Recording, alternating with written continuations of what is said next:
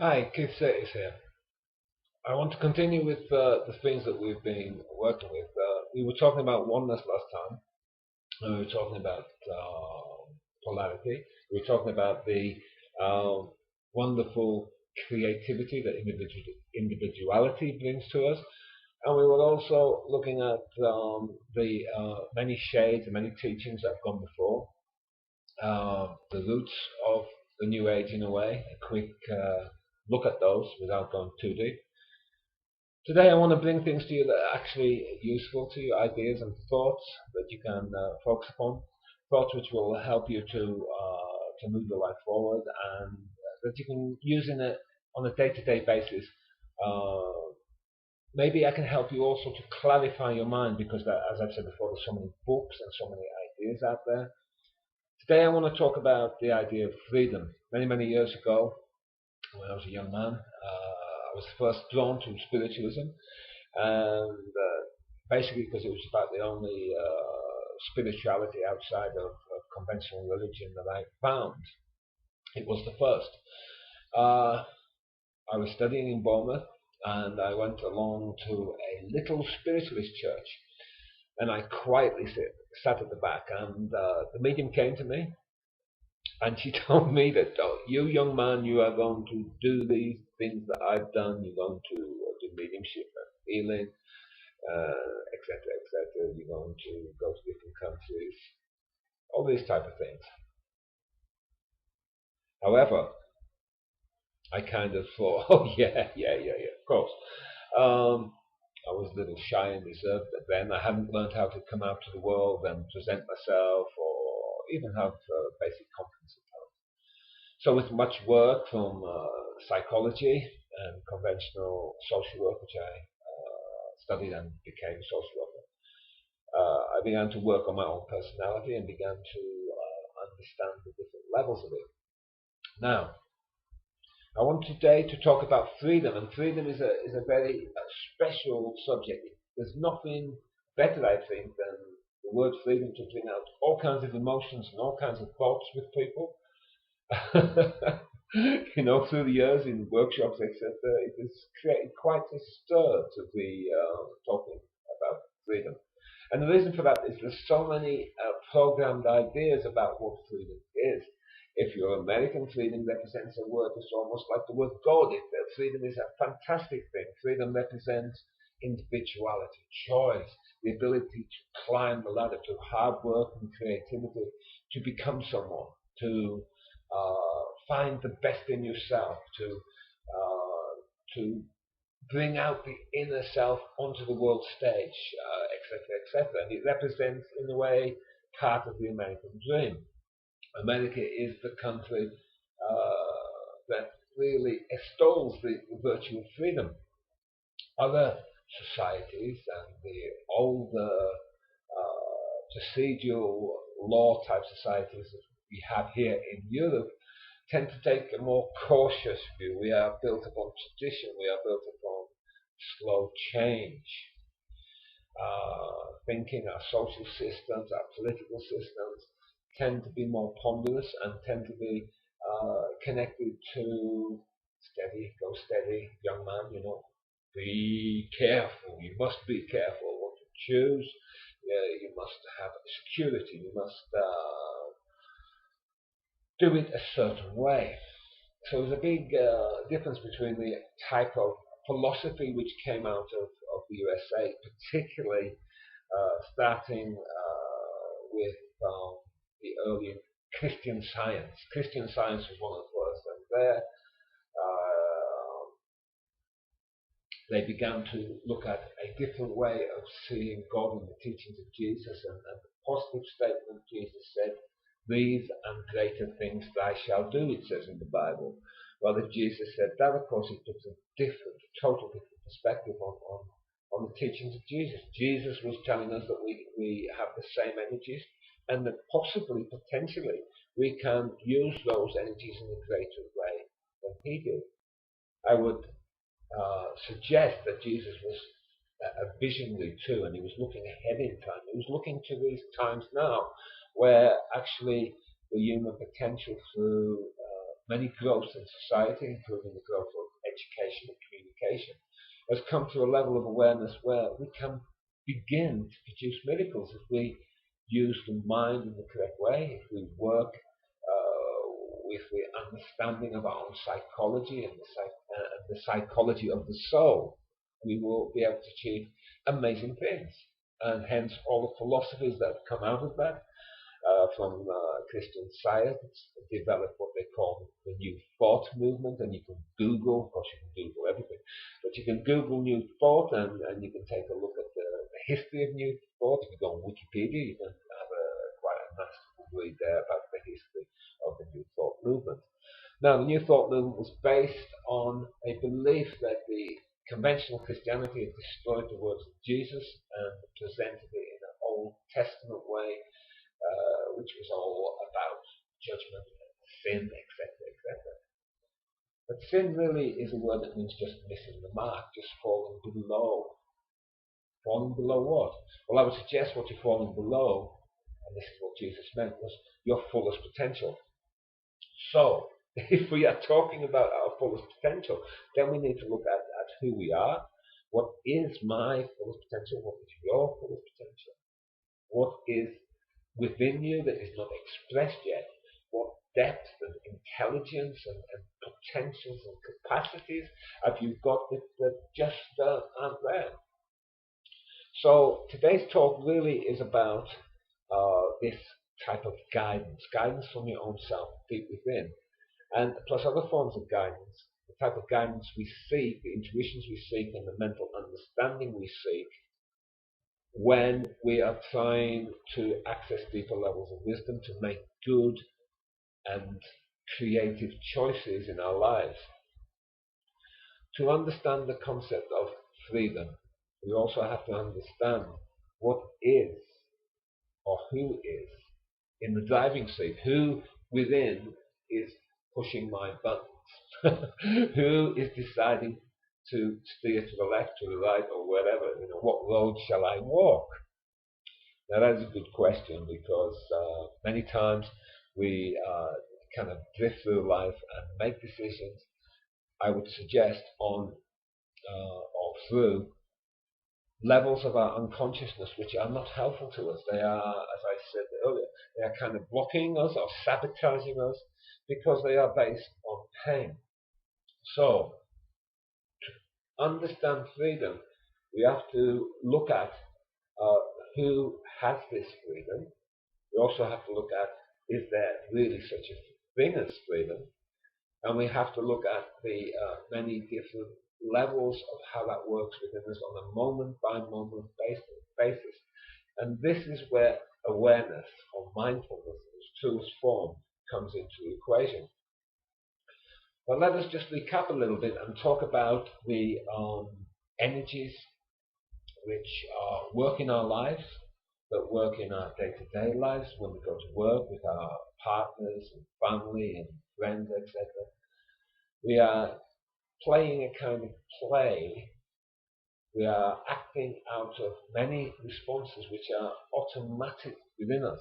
And most people, in all truth, don't question that. We just, to a certain extent, assimilate what is being taught us, or we run a counter program of some type of conscious rejection, and we play an opposite script. We do totally opposite in a rebellious way.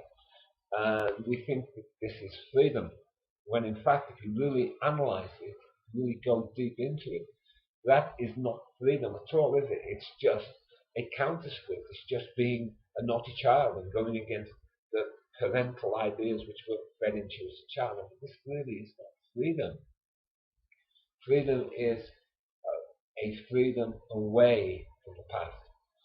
So we talked about spiritual law. So if we talk about the law of karma, the Hindu and Buddhist idea of coming back time after time, we think of the soul as this entity that comes back.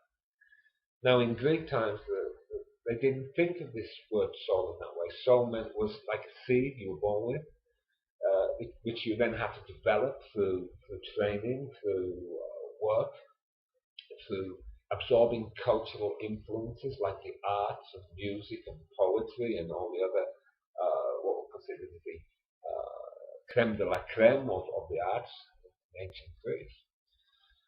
The soul, seen from this point of view, is also often found in certain forms of shamanic practice and shamanic philosophy. The point being is we need to know what we feel, i.e., what do I think the soul is? What do you think the soul is?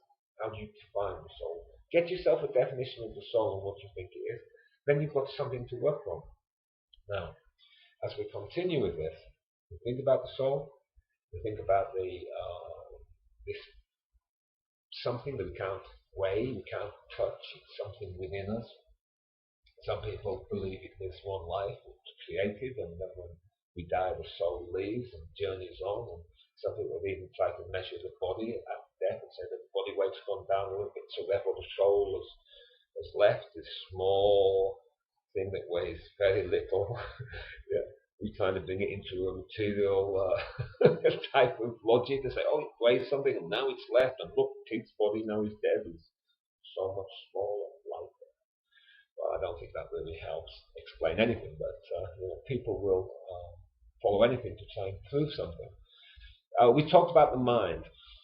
Now, the mind is also part of this equation because the mind is the thing that we think, that we use to make choices.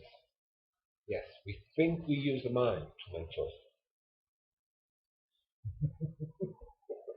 Now you may say, okay, well, I do use my mind to make choices. Okay. So, what is at the root of the mind? What patterns, what repeating circuitry makes you think the way you think? That is a good question, and you should dwell on that. If you go deeply into that, then you'll start to look at your thinking mode, what you call your mind, and you'll begin to realize that the mind in itself is just history. Now, recently, a very good teacher, Eckhart Tolle, talks about all the problems in the world, and he says that this is the mind that holds on to things, finds. He also talks about something which is very, very good. I love the way he simplified into a very neat little package of words the blocking mechanisms, and he calls this the pain body. Now, the pain body is similar to what is known as the shadowing in depth psychology, the shadow self. It's also the shadow self in shamanic practice. We all know we have that part of us that doesn't quite work with us properly, doesn't quite help Keith, it gets in my way. Oh, what does it do? No. Here you have all three. So what does the shadow self do, or what does the pain body do?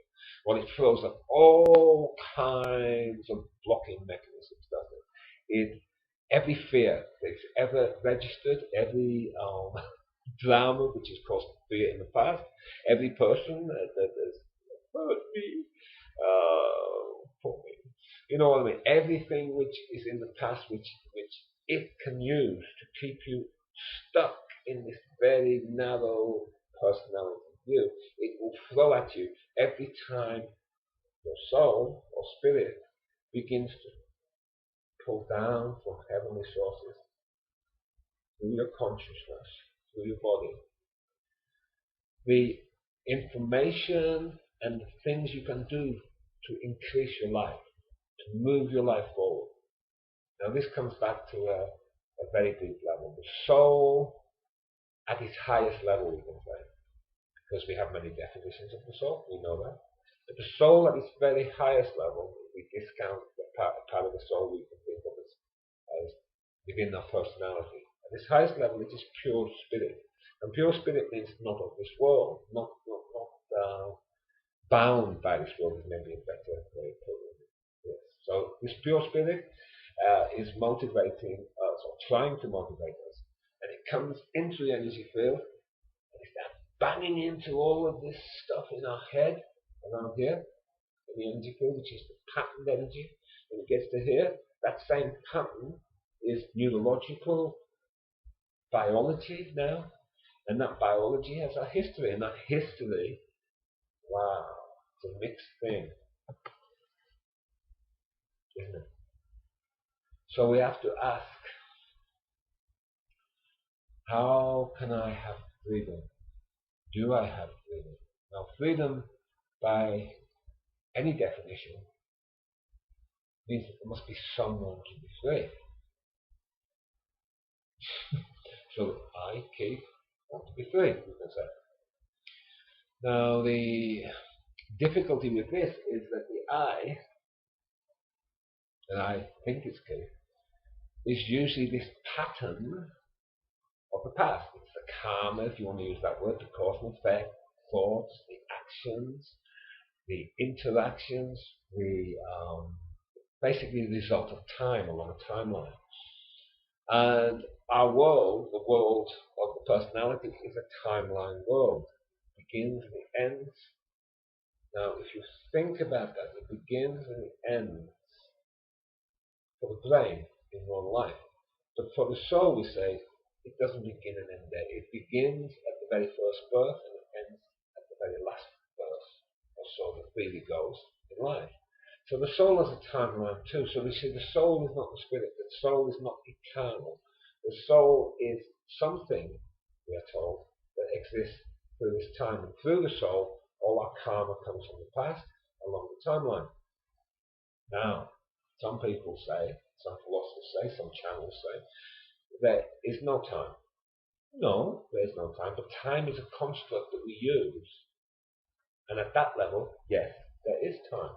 So this is where we have to understand the thinking between oneness thinking, for example, the composite eternity and no time, and the constructed world on this level and the other levels of the spirit, that, or levels, let's call them frequencies of the spirit, where time exists. Although I feel, and I get this through my meditations and through my dreams, that time on other dimensions is not exactly how we see or feel time. So how can we use all this information? Well, basically, the first thing is that let's take this to very simple procedures. When I'm in a situation of stress, if I'm kicking into panic, then you can absolutely know that all of my decision making, all of my choices, what I think of as my freedom, is not freedom in the slightest. It doesn't connect to freedom because I am running on a very primitive drive, very emotional primitive drive of fear, and this is Eckhart Tolle's pain body, or the shamanic shadow self. The shadow self, because of its fears, speaks to us in very dark tones. It's not known for its light, put it that way, hence shadow. It tends to see things in dark, dramatic ways, and if it is a major part in our psyche, and this is the key that really you should try to remember, if we don't get rid of these fears, if we don't reduce these fears, if we don't de-link, let go of these fears, and see them for what they are, they will use the law of attraction to manifest exactly the thing that you fear. The more you fear something, absolutely, the more possibility it will have of coming into your life. You magnetically, the old word for the law of attraction was the law of magnetism. And this is in the Kabbalion, from Hermetic tradition, and other things like the Rosicrucian teachings and all these wonderful old teachings that are okay. They use old language, dated now. Gems of wisdom within those systems have much to give us in this modern world. So we have to look at this and try to separate what really works. Do we want to be in a state of panic? Probably not. If we are used to going in states of panic, how do we come out of those states of panic? That's number two. And number three, is there any techniques we can use to come out of panic? So, panic. Panic starts a whole reaction deep in the system, down here in the gut. See my gut is down here. And it's down in the solar plexus and lower. It's physically manifested in that time. body.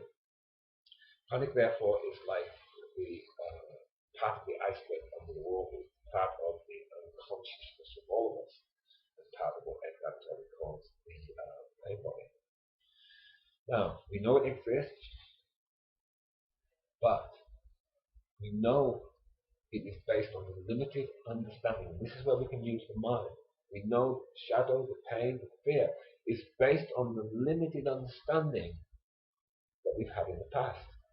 And if, like me, you have moved forward through the years, and hopefully we all have, then you'll understand that this panic is based on associations and conceptualizations, concepts which have made reality. But this is a concept of a Keith that's not me anymore. This Keith was more frightened, he was more afraid of the world, he didn't understand why people behaved in a certain way, he misunderstood why people did things, he misread situations, and that is just within this life. That's the psychology of the past or the unconscious in this life. Go into the idea of a reincarnating soul, then you can see that upon birth, we probably carried in a lot of fears in the program, and that is where karma comes with the soul. Karma is the program of the path. So if that theory is right, and I do believe it is, then there is a lot in the shadow or pain body. It comes down a timeline from our own karmic past. It comes from down a timeline from our genetic past. Some of my parents' fears are within me, etc. And it comes collectively from all you hear.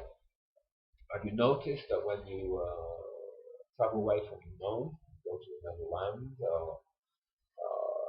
you mix with other type of people who are, say, more positive than what your normal group of friends are, you start to feel an expansion. It's not just an expansion in the mind, it's a beautiful expansion in the emotions. And this expansion has joy, has love, it has the feeling of, I can, yes, I can. It has a feeling of the divine creativity of a child. That child that says yes to the world, that thinks it can do anything. So we need to somehow be able to maintain that type of consciousness when with people who are with other people who may be being negative and maybe creating fears in us, and we need to be able to somehow see and understand the mind level that is a energy field, and that we do not need to connect with that energy field. We don't need to possess it and make it our own. It doesn't have to be my story. Their story is their story, and if they want to live by their story, I'm not going to deny them their story, but why should I take it on? Why should I accept it? So this is the real freedom. The real freedom comes through an ability to accept the choices, but it also comes through an ability to know you have the right to have those choices. And even on an even deeper level, on understanding the self. Man, know thyself was supposed to be a statement uttered first by the great Hermes. Now, if that is true, what does that mean? Man, know thyself. And I would posit that man means man and woman, just human beings, know yourself. So, know yourself. Look, I can see myself in. Do I know myself? I look at myself and I know, well, yeah, that's me. I can see the similarities of me that I love the most, my 21-year-old self. But I'm not that 21-year-old body. I'm not that 21-year-old face. And I am not that 21-year-old mind. I have, through work and joy, joyful work, let's call it that, through joyful work of self-liberation and spiritual practice, I have released a tremendous amount of fears from my system. Okay, let's go back to that philosophy I talked about, New Thought. In New Thought, the great writers of the New Thought, many of them women, by the way, in fact, most of them women, came in a time when Christianity was very heavy in the USA. It's a philosophy that grew up in the USA, and they took on some very powerful and aggressive Christians who saw what they was their philosophy as a misreading of the holy book of the Bible, and felt that they were Lucifer, the devil, trying to blind people so that people would somehow go the way of wickedness. They would have freedom. You see, freedom for the controlling Christians was the devil. And this is the same for any of the social systems which have been around and have used a group consensus power. Freedom to them is devilish, and that doesn't matter whether it's a religion. I was brought up Roman Catholic, and the troubles I got myself into, I was not the best pupil. I think I was the best pupil, honestly, but I asked all the wrong questions as far as the teachers and the priests were concerned.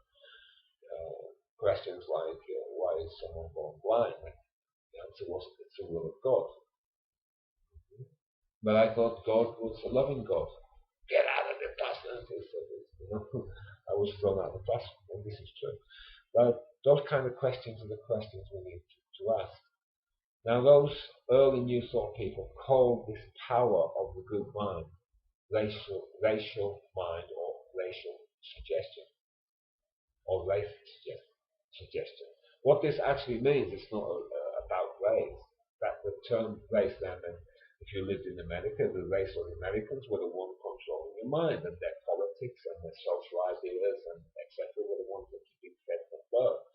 So it is a very truthful thing. It is a thing we can call race mind. You can think with a more recent terms ethnocentric, that each country has its ethnocentric view. Whatever, freedom means we somehow have to get out of that group mind, and we have to question everything which is being put into us, and we have to find what truly fits my innermost, deepest creative self. Now, freedom leads to a very difficult thing. What's that? That difficult thing is choice. Choice is a very difficult thing.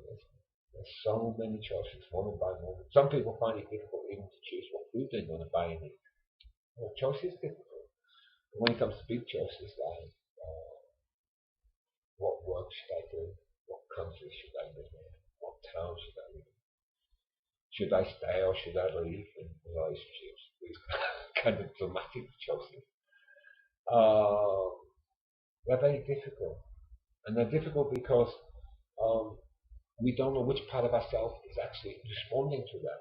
And if we don't understand the shadow and the unconscious programming, then most of the time we are doing things the way we've always done things. And the way we've always done things will obviously lead to the same end results. And self-growth is about transcending, to go beyond, transcending the limits of the past. Spirituality is about transcending the limits of the past. So have we got any real freedom? Well, I would say yes, we have. But that freedom doesn't really become freedom until we understand what is doing choices, what is driving us to make certain choices, which part of ourselves is driving us to make certain choices. And yeah, that's a difficult one to understand, but it's a process of self-inquiry, inner meditation, silence. I would suggest actively getting away from people sometimes, creating space in your life. Walking in mountains is my favorite because I love mountains and I love the view from mountains. I love to sit and meditate on mountains and to feel the energy surrounding me. And as I walk up a mountain, because I'm aware, I can feel how my energy changes, and it's a process that goes something like this. As I begin the climb, my thoughts are about Mainly the recent things happen. It would be about something about my house or my dog or something Fiona has said to me, something we're discussing. And that is day-to-day life and the choices of the day-to-day life. As I start to move up the mountain, conscious of each step, I begin to then the focus shifts. I begin to see the olive trees, or I begin to notice the earth itself, or an insect. And I begin to really deeply hear the birds. I begin to feel a new energy flowing through the body. I breathe and I'm focusing on that new energy. As I'm focusing on that new energy, I begin to see that everything I've been thinking of is what I've always been thinking of on the timeline. Little things. Now, I have to think about little things because we have to live in this world. So a grounded, and by grounded what I mean is a down-to-earth person has to deal with these things. You can't all hide in the monastery and not deal with things. We've done that many lifetimes of it, so you don't need to do it this way. So there's a process that I go up that mountain, I begin to get the more transcendental ideas. I feel the wind, I begin to notice the elements, I begin to breathe more deeply and slowly. I feel tensions falling out of the body. I feel as if Mother Earth is helping me with that process, taking away these tensions. And I begin to get to a point of understanding, and this is what I've understood. The day-to-day me and the transcendental me are just different aspects of the same thing. Here we get the oneness idea again. I only have a problem dealing with the day-to-day things when I get stuck in thinking that is the only life. And if I get stuck in thinking that's the only life, and I go deeper into that, I will then see it's the shadow or the unconsciousness within me, or Eckhart Tolle's pain body, all the same thing in a way, although described slightly differently. But this pain body then is the thing which is creating for me. Okay, a little problem with the camera. I hope it didn't disturb anybody. Okay, so the pain body is the thing which is holding me back, and I begin to get this more and more feeling of more and more freedom. Now, at first when I got this open to this capacity at 14 years old, when I had a spiritual experience, it was a shock. I didn't know how to this what we can call high up mountain experience, and down here I had the earth experience, which wasn't always happy, to say the least. Then these two seem so far away, and the whole task, it seems to me, of freedom and choice is to find that transcendental knowledge and to bring it down to earth and allow it to flow through all of the fears and all of the old patterns in me so that everything is washed out. Now, washed out, but not thrown away. There's a saying in England, and it's a very good saying: don't throw the baby out with the bathwater. And what this basically means is you wash your baby in the bathwater. Now the washing is to get rid of the old, isn't it? Now the water is cleanse the baby of the old. Look at that as a symbolism. Our techniques, our awareness cleanses the old away. But the baby is precious, and the baby represents all of the things in the old that are not the pain body, all of the experiences that are positive, all of the things that even are part of the pain body that we can use to see how not to do things or how to relate to them in a more loving and a more open and a more positive way. And this is the whole spiritual task as a human being living in a physical body. It's to be able to use spirituality and not to be afraid to live. So we have the soul, and I need to listen to my soul. I have my history, and I need to be aware of my history. And we have our visions, feelings which come in this moment and represent ongoing processes through time. When we access the soul or spirit level, there is something deep within it, a deep inner intuitive level, which we can call the inner spirit or the true self. That true self or beingness in another term is, it seems to be beyond me. Everything then that I do when I begin to connect with this connects to a world scene, it connects to service the world, doing something worthwhile in the world. Now, if I further that is saying, if we connect with that level, where's the freedom? I, the destructive side of me that does bad things, and we all have some part of us that does bad things, doesn't really like that bit, because it's going to be boring, isn't it? If I live totally, always thinking nice things and always trying to, always doing, not trying, doing things which come from a very compassionate level. It seems to that old self that that's boring. But in truth, if you allow that compassion and you allow that spiritual vision to come more into you, then you will find that your whole life is energized in a new way. Everything you do has a new meaning. And what used to pain you, those parts of the shadow which were difficult for you to deal with, become less. Or they have one last kick and they make things in your life a big test and everything is thrown at you. And this, in the old mystical parlance, language, was called the dark night of the soul. And I have been through three stages in my life when I've been right to the bottom of that dark night of the soul. And it's something which I'll talk about in the future talk. So we have oneness of everything. We have a soul which is connected to oneness but is individual. We have a personality which is not individual yet because it is, and this is very important to understand, not individual yet, even though it says I, and thinks it has a powerful individuality. It is still conditioned and controlled by those old programs and those old patterns that come from this life, from the group or race mind, from the national mind, from parents, from any trainers that as children have trained us, etc. It comes through and controls the personality.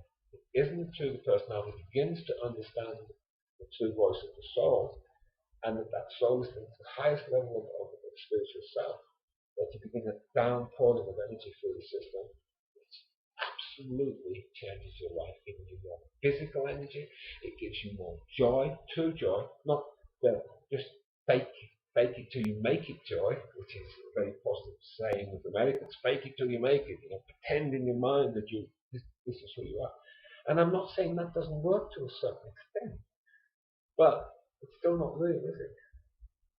Unless you can feel it, it is not real. Unless you know it in the inner world. And this is the freedom. When you know it in the inner world, you know you can do it. I would posit it this way, or I would say it this way. God is not a sadist of a universe. If you don't like the word God, the universe is not a sadist. It doesn't give you the highest vision and then laugh because it knows you can't do it, It gives you the highest visions because it knows you can do it. And this is the true freedom. And my personality might say, well, no, you used to be free when you were 21, you used to do many bad things, and have a life full of choices. But no, I look back and I know, no, I didn't have choices. What I had was reaction, pain reaction, pain-bodied dramas, recreated time and time again, and I was so sick of them. What did they do for me? Nothing. They entertained me, but they kept me sad. Deep inside I was very sad, sometimes very lonely, and very close to suicidal levels between 17 to 25. But I knew something told me, something inside me told me that I didn't need to commit suicide. In fact, that was a no-go. It led nowhere. And I began to not search, but to remember. Remember. Remember is a thing, and re is to join with it. To remember That thing was joy, true, natural joy of life, and that's what we call spirituality. There's no spirituality beyond that. Life is life, and that is the spiritual thing. And if you understand that, you get freedom, you get wisdom in your choices, you get guidance. Now you may ask, is guidance from the spirit guides important? And I would say to you, yes, it is. But the highest guidance is beyond all guidance. It's the guidance which comes from the deepest levels of your soul awareness. Because at that level, your guide is God or universal wisdom, or any other term you like, which signifies the oneness of the cosmos. Okay. Well, I hope you've enjoyed this talk. I've tried to show you things which can truly help, and I've tried to also inject into this the true, and they are true levels of enthusiasm that one gets in one's life when you open to the deepest level of your own life force and the deepest level of your own intuition. I will talk further on many of these subjects. So, this is my fourth talk for my YouTube channel. If you go into the YouTube, you can see my email address. If you want to write to me on my email with any questions, or you want me to include certain subjects that I haven't talked about yet, if they fit into the general scheme of the talks, because I have to have a format, and then I will answer those questions. I thank you for your time. You look after yourself and keep walking the walk and talk